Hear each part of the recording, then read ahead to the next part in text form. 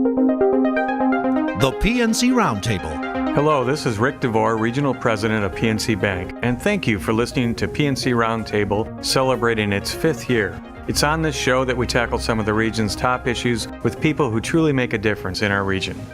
Welcome in to WJR's PNC Roundtable. I'm Paul W. Smith, along with Regional President Ric DeVore. And we're going to talk about things that matter in Detroit, things that are important. And boy, you found a couple of very good guests today, Rick. We have, and as you know, Paul, education is really the theme of our philanthropy, and there's really two better people to talk about that than Carol and Tonya. Carol Goss, the president of the Skillman Foundation, and Tonya Allen, the chief executive officer, and named the next president effective January of 2014 for the Skillman Foundation. Ladies, nice to have you with us here on our PNC Roundtable. And I think, Carol, we should start at the beginning. We should not take for granted that anybody knows anything about the Skillman Foundation like we do, because we follow the story and we know you and you're on the show and all of that. For people who don't know, give us just a little bit of what you could describe as the Skillman Foundation so that they'd understand what it is you're all about and what you do. Okay, I'm happy to do that, Paul, and thank you, Paul and Rick, for having us on your show. It's a wonderful opportunity. The Skillman Foundation is a privately endowed foundation. We really are a children's fund. Our whole mission is to improve the lives of children, and the majority of our work happens in Detroit and in this region, and really mostly in 6 neighborhoods in the city of Detroit. Really? That specific? Even I didn't know that. Really specifically 6 neighborhoods. Yeah, I mean, we've been around for more than 50 years. We were founded by Rose Skillman.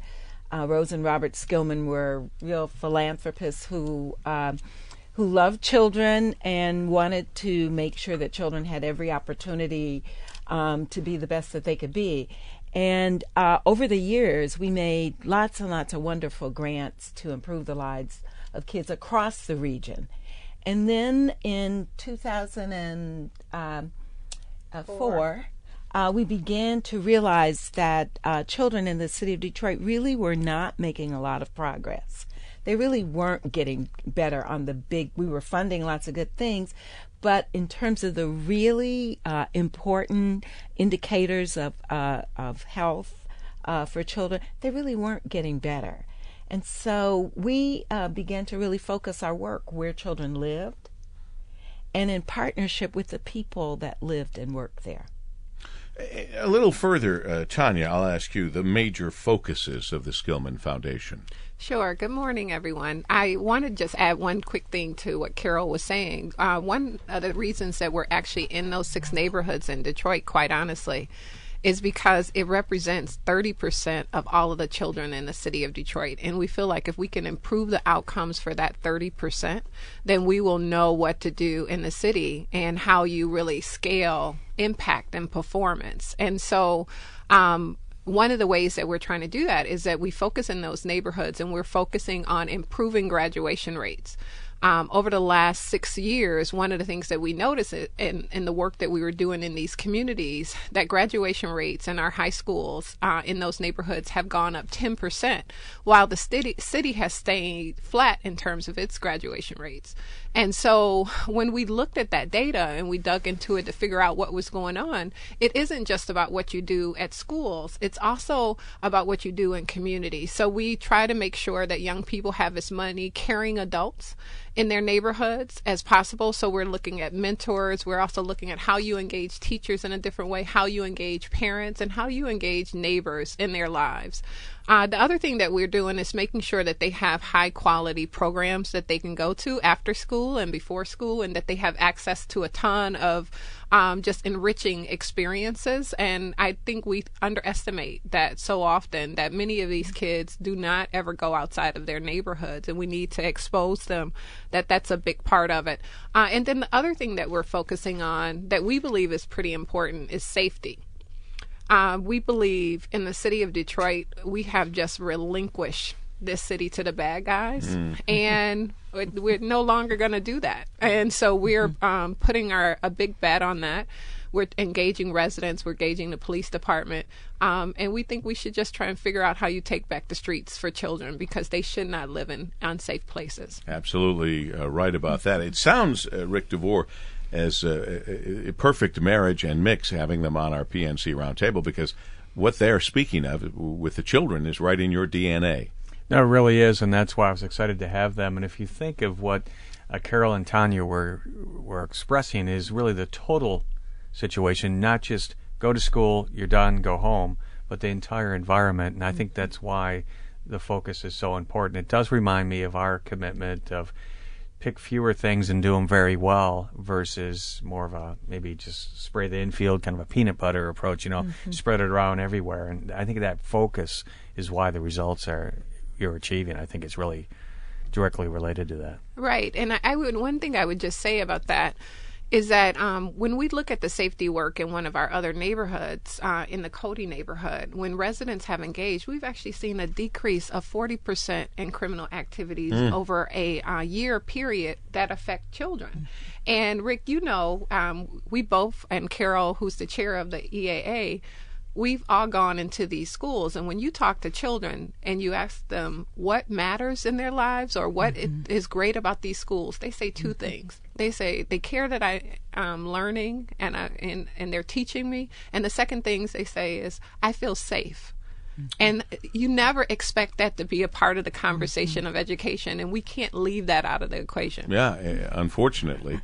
I mean, it shouldn't be a part of the equation in education, but the reality is it is. And that's exactly consistent with every time I've been in an EAA school, I ask the same question. And almost 100% of the time, the kids say there's less fighting. Right. And it kind of surprised me at first, but it's the big issue for them. Safety. It's so hard for many of us to relate to that. I mean, that's just not the way it was for me in school, obviously. It just was never even a consideration, but it is a very big consideration, and God bless you for understanding that and addressing that. And if we all work together, we can get this fixed, and we can get the city back from the people that shouldn't have the kind of control and power that they do have. The major challenges are talked about a lot. Let's talk about the major opportunities that are before us that we need to grab a hold of, and why we have a PNC Roundtable and the involvement of Ric DeVore and the whole bank and the banking community. Talk to me about that, Carol, just a little bit. Some of the opportunities you see. Yeah, I'm glad you asked that question, Paul, and so I'll say a couple of things. I hope Tonya will jump in as well, but I do think we have opportunities in the area of education. I think now, for the first time, the educational landscape is changing, where there are options and choices and some quality options in terms of education for children across the city of Detroit. I think that parents now have access through a scorecard report that's going to come out from Excellent Schools Detroit this summer. It will provide them with the information on which schools are really doing well and which schools are not doing so well. And so they'll have choices, and they'll be able to make the right choices for their children. I think that's a wonderful opportunity for us. What kind of educational choices do parents have in Detroit? Well, we believe that there are lots of growing high-quality choices. So one of the things that the Skillman Foundation has worked on over the last 5 or 6 years is actually increasing the quality of high schools. We looked at the data years ago, and we used to give out an award where if you grew your performance by 10%, you could get a financial award. We wanted to encourage you, incentivize you to do good, or 5%.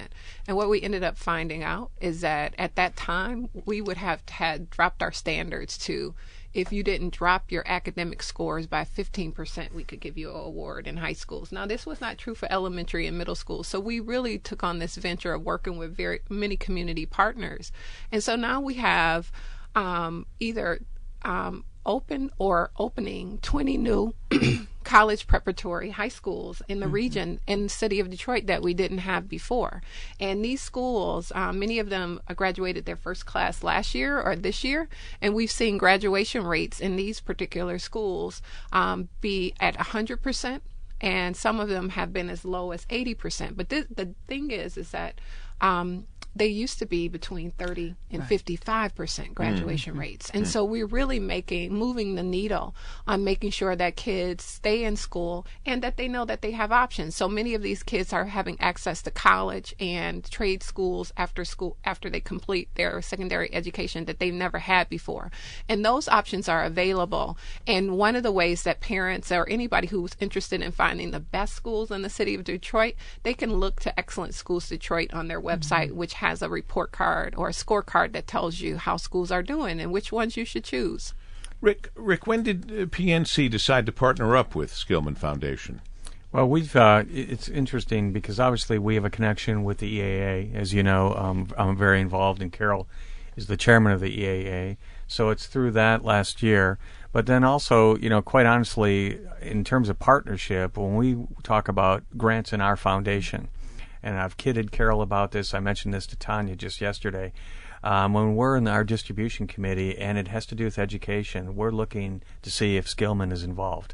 They really are, in my mind, and I've used this before, and I know it makes Carol laugh, the good housekeeping seal of approval when it comes to, and younger people have no idea what I'm talking about, but they are somebody that if they're not involved in something we're considering to make a grant in, our eyebrows go up.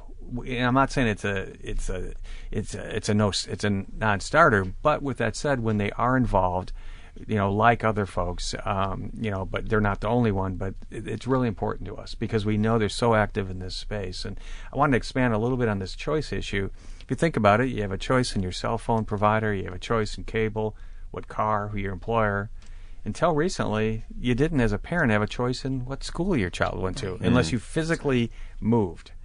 And I just want to point out also, and I'd like maybe our guest to comment on this, but this is not necessarily saying that public school's bad or charter school's bad. They're bad charters, they're bad public schools.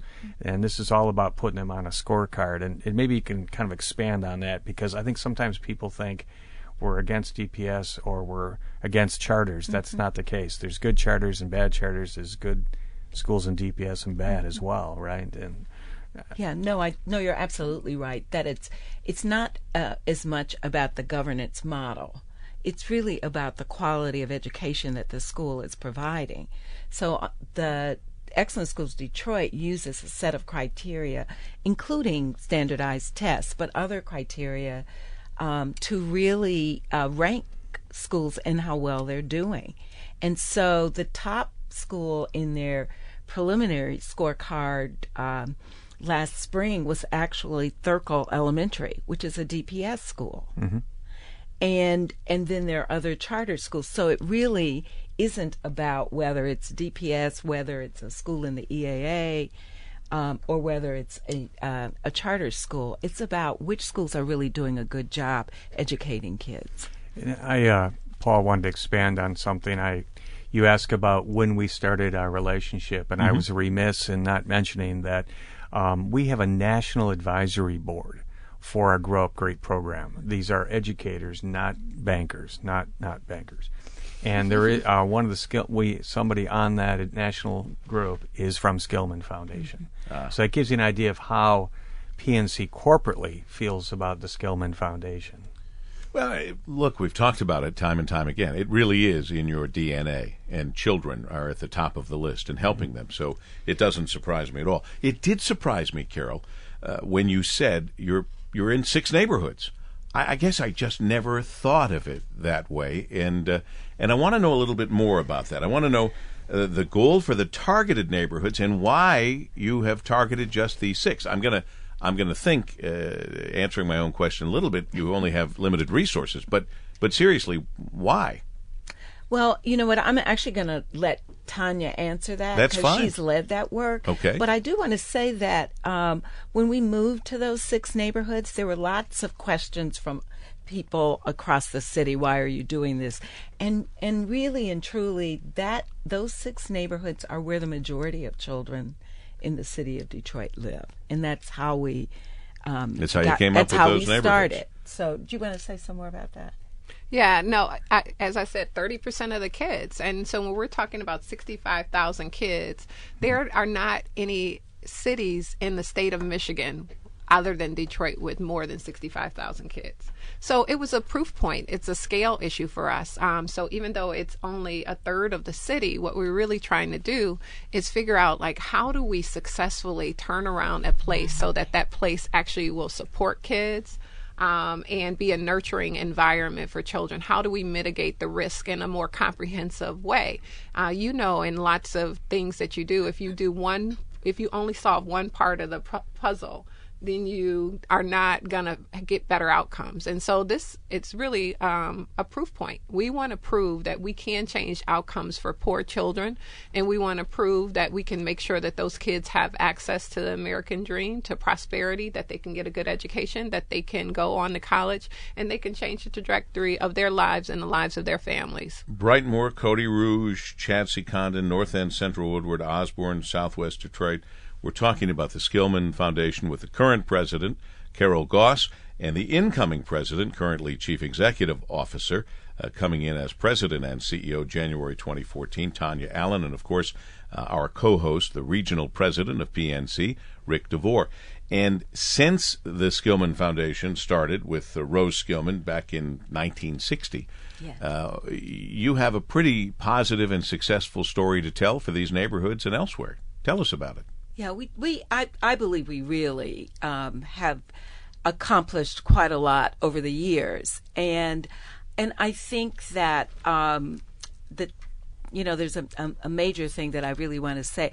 I think that we've led the change in the conversation about education for kids. That I don't believe that prior to our work of just leading and pulling our partners and stakeholders together, that people really recognize that children really weren't achieving at the level that they should. So we've changed that whole dialogue. We've also changed where the options that parents have, the conversation about that, where their children can go to school.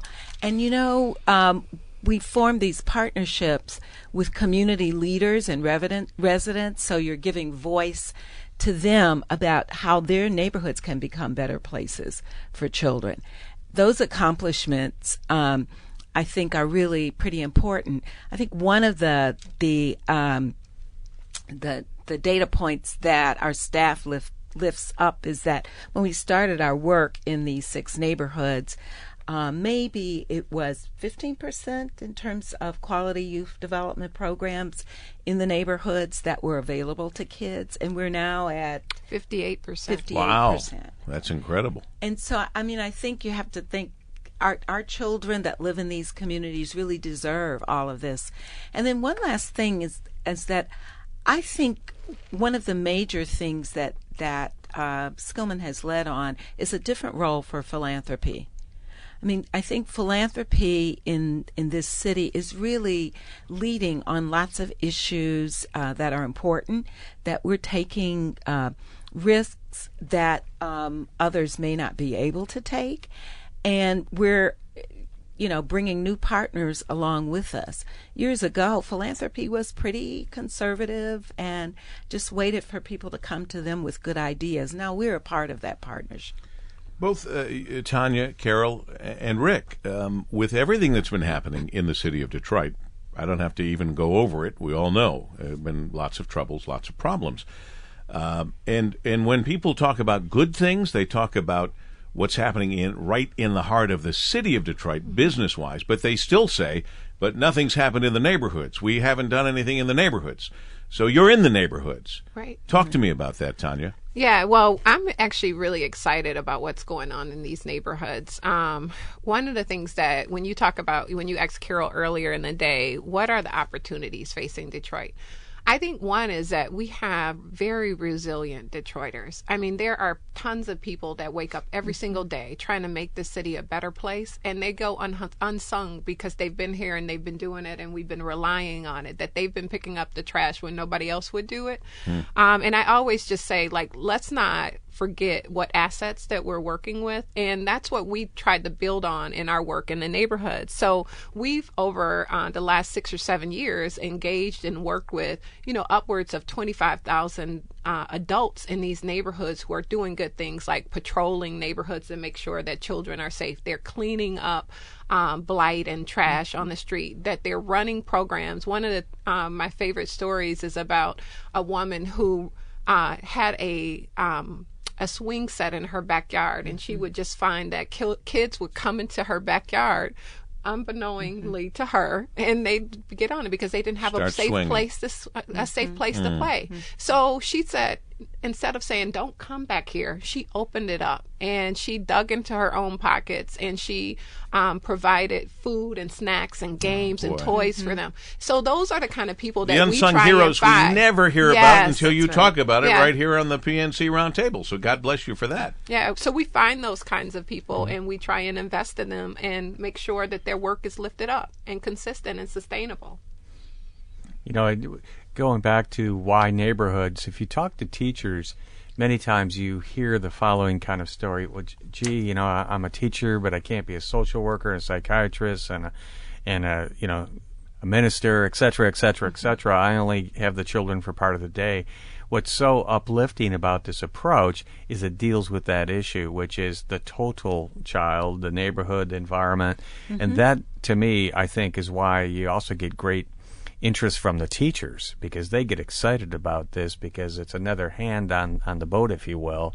And but that's a common issue. I've heard this, as you know, my son Eric's a teacher, and you hear teachers talk about that amongst themselves. And so I think you find some very welcoming teachers and school administrators.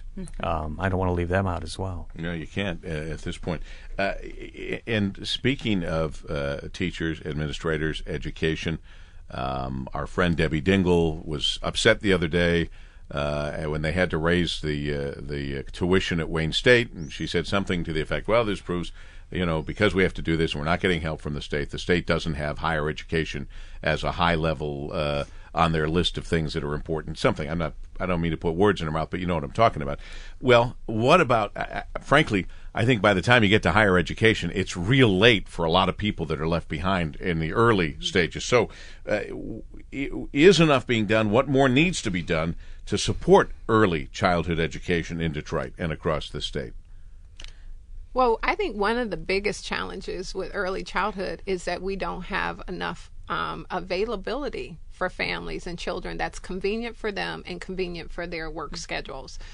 So we really applaud the work that PNC is doing with their Grow Up Great program. I mean, it's an amazing program because they're not just are they providing access for families, but they're also making sure that these programs have quality teachers. And I think one of the things that we don't know, we talk a lot about the quality of teachers in K-12 education, but we don't spend a lot of time talking about how we have to provide training to the teachers who are caring for the youngest children. And a lot of times I think we as adults think they're kids, they're babies. All you got to do is watch them and make sure that they're safe. But we know that the research in the neuroscience says that this is the most important time in their lives, and we got to get their neurons working, and we got to light a fire and ignite and make sure that they're using their brains and that they're learning as much as they can, because those skills are what they're going to need in early childhood. What you learn in early childhood is what you need in employment and in college and in high school. It's where those skills begin. That's right. And if we could make those skills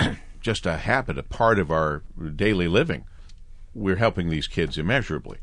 Yeah, and the timing of this roundtable is very fortunate because we have, Paul, committed for 2 more years to our Grow Up Great program in Detroit, $925,000. Wow. So that will make 5 years in total for us. So we're excited about that. With that said, that 925 does not speak to our other partners. We have many partners in this region, like Starfish and a number of Grow Up Great partners, 14 in total. So that is the number I'm talking about is just the number for the DPS Foundation with Cranbrook, Detroit Parent Network, and then the Music Hall for Performing Arts. So it's those partners is covered on that grant. So so we're very excited about that, and I think when I find out who my next teammate is in terms of emergency financial manager, but Roy Roberts is aware of that, of course. Yeah, as is Glenda Price, who runs the foundation. Sure. I guess, Carol, this is we have a little time, but we're coming to the end of your run, and it's been a long and good one. Yes, Some of your reflections before you turn it all over to Tonya? Oh, well, Paul, it is, it's coming to an official end at the end of the year.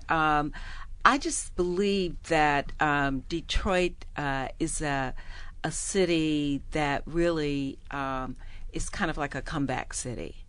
And I think our work, to me, has had such great meaning in changing opportunities for children.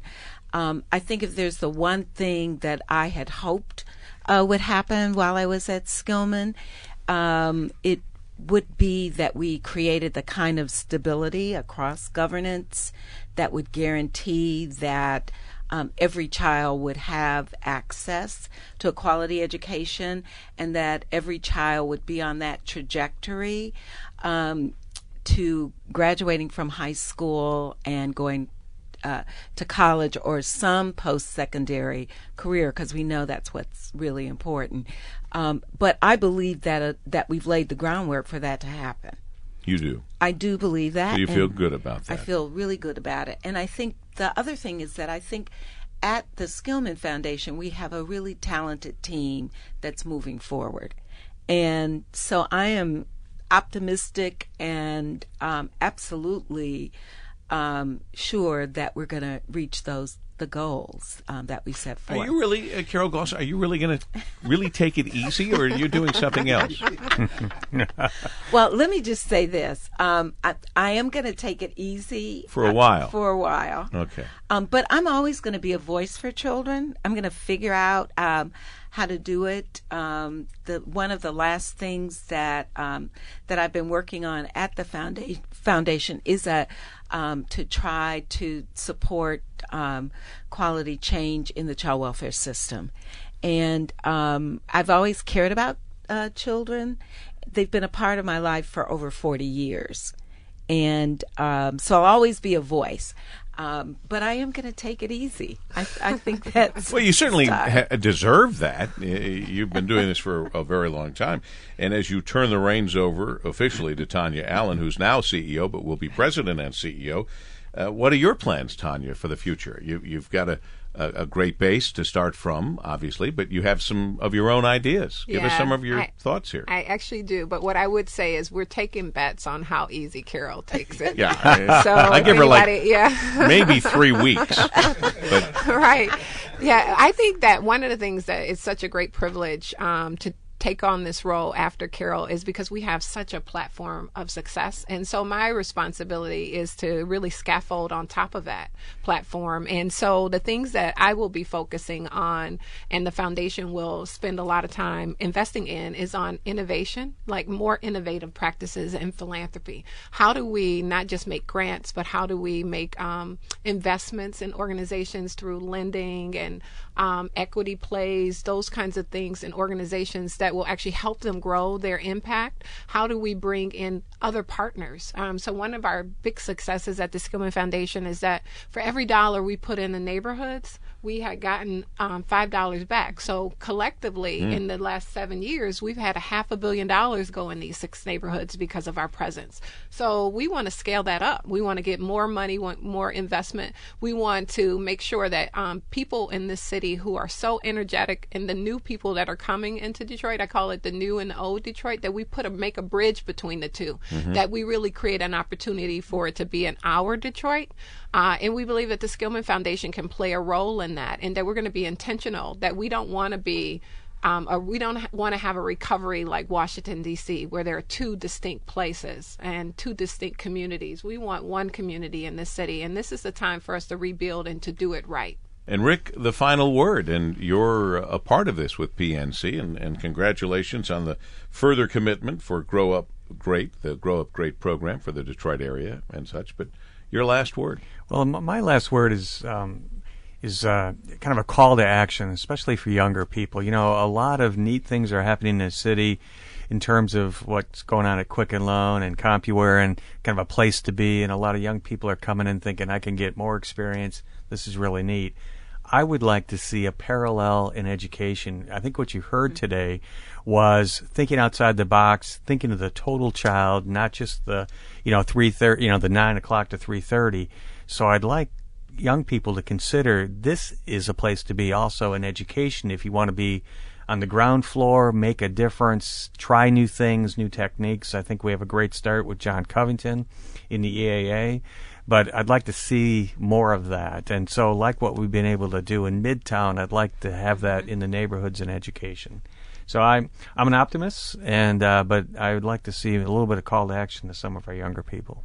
I think we just got it. All right. Great. I appreciate it. Our special guest, Carol Goss, president of the Skillman Foundation, and Tonya Allen, the chief executive officer, who will be the next president of the Skillman Foundation come January 2014.